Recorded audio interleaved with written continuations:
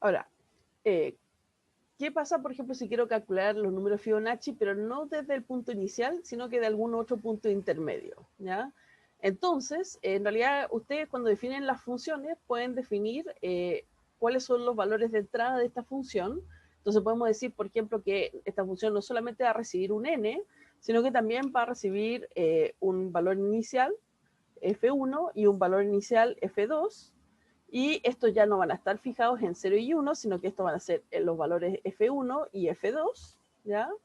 Y después de eso vamos a seguir creando el vector de Fibonacci con la misma secuencia de recurrencia, con el n que depende de la entrada, y vamos a entregar solamente el ilésimo valor de Fibonacci, ¿ya? Entonces aquí ustedes en realidad tienen que ver cuánto quieren generalizar el código que están escribiendo, y las funciones que ustedes escriben pueden recibir más de un parámetro. Lo que sí tienen que tener en cuenta es que cuando ocupan estas funciones, el primer parámetro que le pasen a la función va a ser el que va a ser ocupado en el primer lugar. El segundo que le van a pasar va, en este caso, quedar guardado como F1 y va a ser ocupado como F1 dentro de estos cálculos. Y el tercer parámetro que le pasamos a esta función, mi Fibonacci, va a ser este F2 que va a ser ocupado en esa posición, ¿ya? Así que es importante ahí que el orden lo definen ustedes, ¿ya? Y van a ser ocupados como ustedes decidan ocuparlos dentro de la función, ¿ya? Entonces, ahora voy a la ventana de comando y ahora si yo ejecuto la función de Fibonacci, tengo que pasarle dos valores adicionales, y siempre es bueno comprobar que el resultado o sea, que la función que yo tenía todavía sigue funcionando. Entonces, en este caso, voy a tratar de ejecutar la función mi Fibonacci para calcular el 20º número de Fibonacci, y voy a ocupar, por ejemplo, que el valor inicial es, primero f de 1 va a ser 0, y Fibonacci de 2 va a ser 1, ¿ya?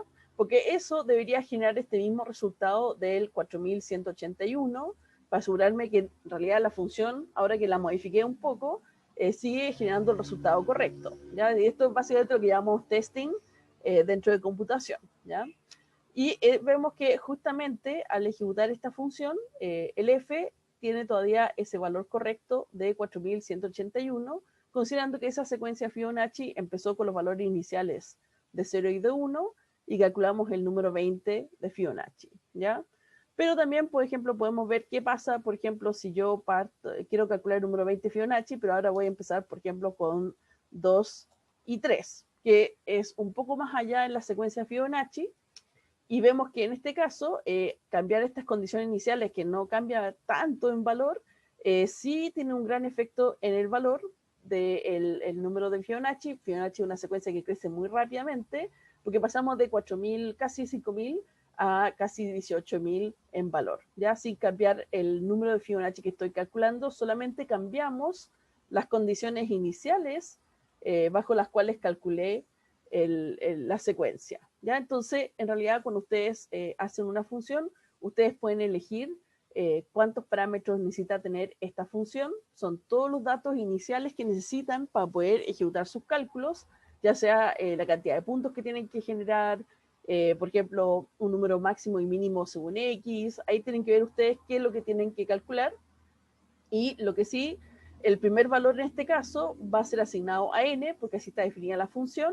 El siguiente valor va a ser asignado a f1 y el último a f3, o sea, f2, porque efectivamente así está definida la función acá, ¿ya? Entonces, solamente hay que ser bien ordenados cuando definen funciones, de que tengan los parámetros que necesitan para hacer sus cálculos, y acá va a ser simplemente el valor que van a devolver, ¿ya?